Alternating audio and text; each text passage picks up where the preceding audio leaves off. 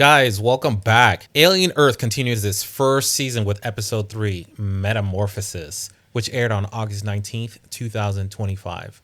The hour begins like a feature film, probably because my hue lights are set to red and a very dim movie theater vibes. Let's get into it. The episode starts with the Lost Boys combing through the wreckage and gathering alien specimens. They are unplugging things and getting it ready to move.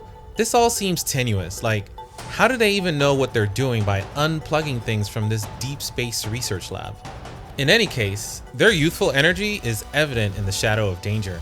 Among them, Nibs, the one attacked by the cat-eye alien, she seems to start struggling with visions. Her mind flickers between who she was and who she is now. It feels like the beginning of an existential challenge that will plague her for episodes to come.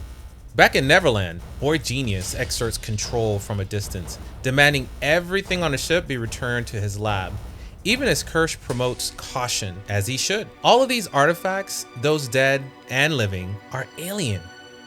In the same vein, the boss's irritation grows at the thought of Wendy being untethered, roaming free while she's searching for her brother. If you remember, he was pushed out of the hull of the front of the ship by the alien falling into a dark space.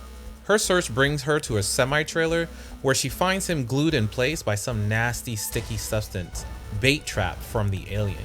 We're now starting to see that this alien has some smarts, probably not unlike orcas teaming up to catch seals in the Arctic. When the alien above makes its move, Wendy strikes upward, drawing blood that burns through the metal. This triggers the alien's fight or flight response, flips the trailer, tossing everyone around, ultimately bringing her and the alien face to face. Somehow she snatches the alien by the mouth and drags it into a nearby elevator shaft.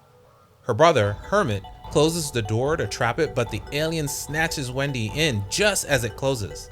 The battle inside is grand, it even bends the door. It all ends with Wendy alone, victorious but battered and unconscious. Elsewhere, Slightly guards the eggs they found at the front of the ship when he's joined by Curly. They both banter back and forth a bit, again, reminding us that they are children in adult bodies until Morrow abruptly arrives. He seems to do that a lot, right?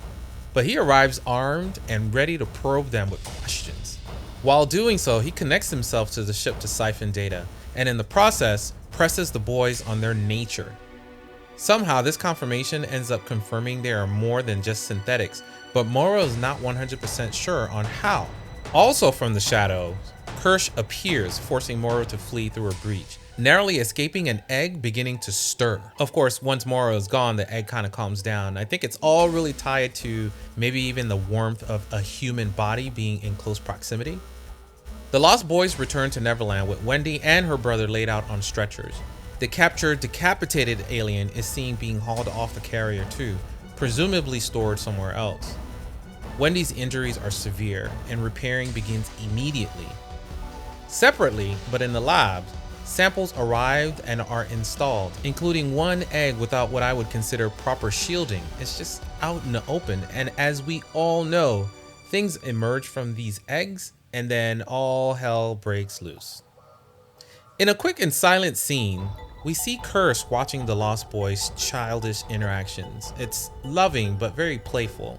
This makes me think that while he is 100% synthetic, he feels like he's missing out, perhaps seeing in them what he wishes he could be. Wandering through the city, Morrow reestablishes contact with Yutani. This conversation reveals that 65 years have passed since his last voice reached Earth. The Yutani of today is the granddaughter of the original Yutani who sent Morrow off on his original journey. Morrow never seems bothered or emotionally driven, but he has made peace with the fact that everyone he knows is gone, including his family. On Neverland, Cavalier, Boy Genius, toys with Toodle's ambition. She came to him directly interested in being seen, recognized, acknowledged as being better than Wendy. He manipulates and feeds her hunger for approval while tightening his grip on her loyalty. At the same time, we discover that Morrow did something. Not yet clear what or how, but he can talk directly to Slightly in his head. In the previous scene, the one where he snuck up on them, he got really close to Slightly, even grabbed him, so something happened in between that interaction. Morrow begins to play a similar game Cavalier is playing with Toodles, but with slightly, whispering into his thoughts that everyone needs a friend and Moro needs him to be his friend. Every kid wants a friend, right? In the operating theater, Wendy's brother undergoes surgery. During the earlier fight with the alien, he was wounded by a stab to the chest with the alien's tail. As a result, it looks like they need to have a lung removed, but then to me, it starts to look like it might not have been needed. It was just an opportunity to remove a viable human component for testing. Testing what, you may say? Kirsch cracked that egg open. He dissected the crab-looking alien that we're all familiar with, removed what looked to be a tadpole-sized component, and introduced it to the lung, now suspended in liquid. Diabolical, guys. Again, hubris is said to always be man's downfall. In another wing of the complex, Wendy finally awakens and starts walking around, making a beeline for the chamber where the alien is being dissected. The alien's irritation or reactiveness seems to have an impact on her, either by sound or just mentally somehow. So you see that playing out a lot in that particular scene. She even falls to the floor and loses consciousness again. Episode 3, Metamorphosis, keeps season 1 of Alien Earth pressing deeper into the central tension, the thin boundary between creation and control.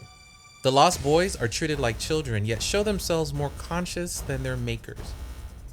Wendy is tested beyond endurance, while Cavalier manipulates, Moro infiltrates, and Kirsch studies, all circling around the question of what humanity has unleashed. Stay tuned as we get into more when season 4 drops next week. If you're really enjoying this walkthrough and recap, please make sure that you like and subscribe and drop some comments too. I'd like to know what you think.